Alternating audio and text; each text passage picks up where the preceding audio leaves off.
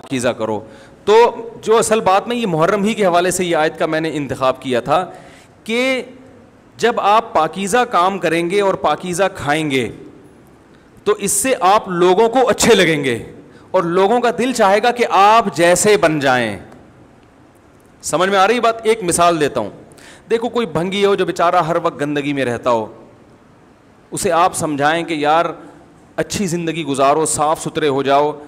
آپ نے کسی دن اس کو نہلا دیا, بہترین کپڑے ڈیٹول سے نہلایا, سروس کروائی, کیونکہ ظاہر ہے وہ اتنے دنوں سے ایک کام کر رہا ہے تو وہ سروس کے بغیر دھلے گا نہیں. سروس کروائی آپ نے اس کی, خوب نہلا دھلا کے اس پہ اسپرے چھڑک دیا آپ نے, اور 3 دن تک کنٹینیو یہی کام کیا, تو آپ مجھے بتاؤ اس کو برا فیل ہوگا یا اچھا فیل ہوگا؟ کہے گا یار بڑا مزہ آیا. اس کے دل میں اپنے کام سے نفرت پیدا ہونا شروع ہو جائے گی.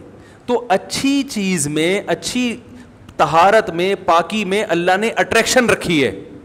جیسے صاف ستھرا آدمی اچھا لگتا ہے, گندا اچھا لگتا ہے؟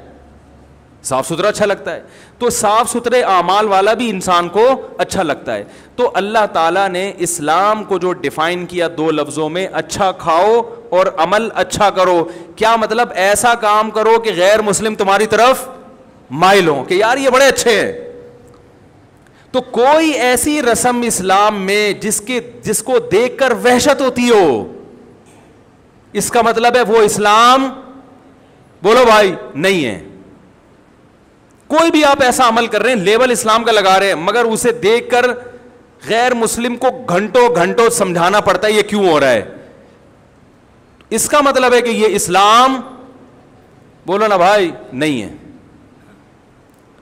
تو آپ مجھے بتاؤ محرم میں جو کچھ ہو رہا ہے, کیا یہ غیر مسلم کو اسلام کی طرف مائل کرے گا؟ یہ عمل ہے بھائی؟ یعنی کوئی غیر مسلم اسے دیکھ کے مسلمان ہوگا کہ یار ماشاءاللہ بڑا زبردست اسلام ہے؟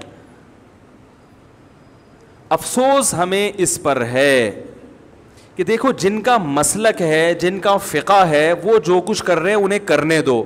اپنے بارے میں یہ فیصلہ کرو کہ ہم سنی ہیں یا شیعہ ہیں. فرقے شروع سے چلے آ رہے ہیں نا, شیعہ اور سنی, ختم کرنا تو ممکن نہیں ہے. تو حضرت عیسیٰ علیہ السلام جب نازل ہوں گے تو تلوار کی زور سے تمام فرقوں کو ختم کر دیں گے.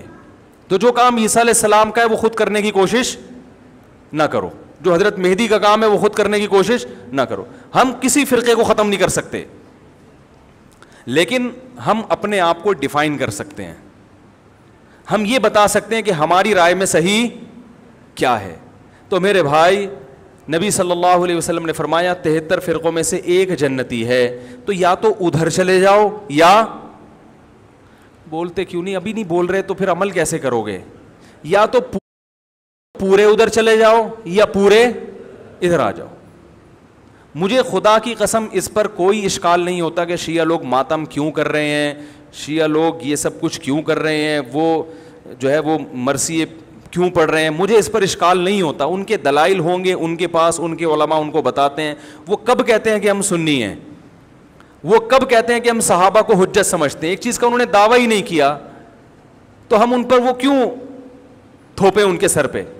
لیکن میں آپ کی بات کر رہا ہوں, میں ان لوگوں کی بات کر رہا ہوں جو اپنے آپ کو سنی کہتے ہیں. تو بھائی پھر سنی ہو تو جو اہل سنت والجماعت کے جو چاروں مکاتب فکر ہیں, حنفی, مالکی, شافعی,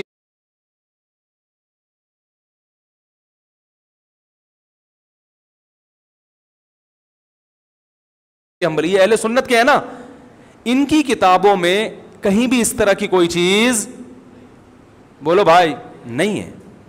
ماتم کرنا اہل سنت کے ہاں جائز نہیں ہے. نبی صلی اللہ علیہ وسلم نے میت پر چیخ و پکار کرنے کو حرام قرار دیا ہے.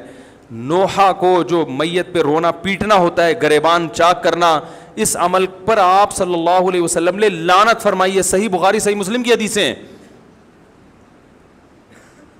حضرت جعفر طیار رضی اللہ تعالی عنہ نبی کے سگے چچا زاد بھائی, میدان جنگ میں شہید ہوئے, 4 بیویاں بیوہ ہوئی ہیں, چھوٹے چھوٹے بچے یتیم ہو گئے. آپ نے ان کی بیویوں کو زور سے رونے کی اجازت نہیں دی.